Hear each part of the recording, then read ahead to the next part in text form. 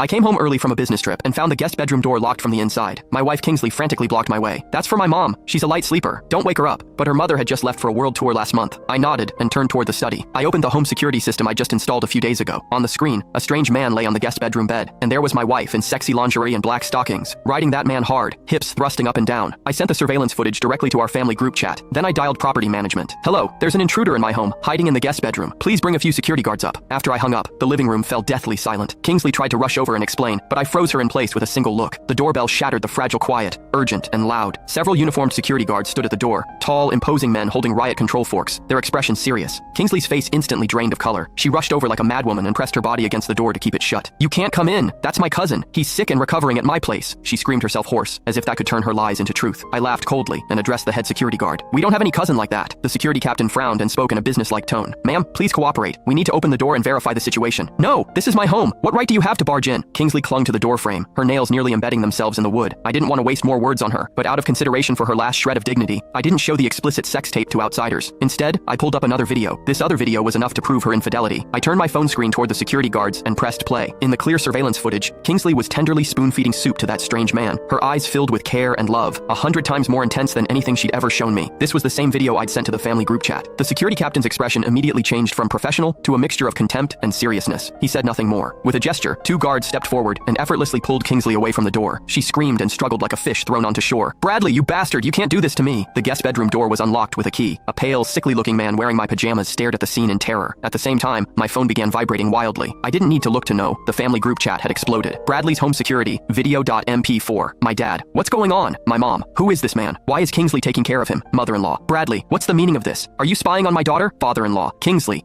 Call me back immediately. The screen flooded with exclamations and questions. Right in front of everyone, including Kingsley, restrained by security and the terrified man, I made another call, this time to 911. Hello, I need to report something. A strange man entered my home. My wife is harboring him and illegally transferring marital assets. My voice wasn't loud, but in the deathly quiet room, each word landed like a hammer blow. Kingsley's sobbing stopped abruptly. She stared at me in disbelief, her expression shifting from resentment to fear. She finally understood. I wasn't joking. I was personally putting her on the path to ruin. The police sirens pierced through the upscale neighborhood's tranquility. Neighbors poked their heads out, pointing and whispering as police escorted Kingsley downstairs. Her hair was disheveled, tear tracks marked her face, and as they led her away, her eyes burned with resentment and confusion, fixed intensely on me. I followed behind, expressionless, to the station to give my statement. The interrogation room's lights were blindingly white. Kingsley sat across from me, crying pitifully, beginning her performance. Officer, he's my senior schoolmate. His name is Howard. He's not a bad person. His business failed and debt collectors beat him up. He came to me because he had nowhere else to go. I just took him in for a few days out of kindness. We're completely innocent. Then she started accusing me. Bradley, we've been married 3 years. You don't trust me at all? Over such a small matter, you actually called the police. You're so cold-blooded. Just then,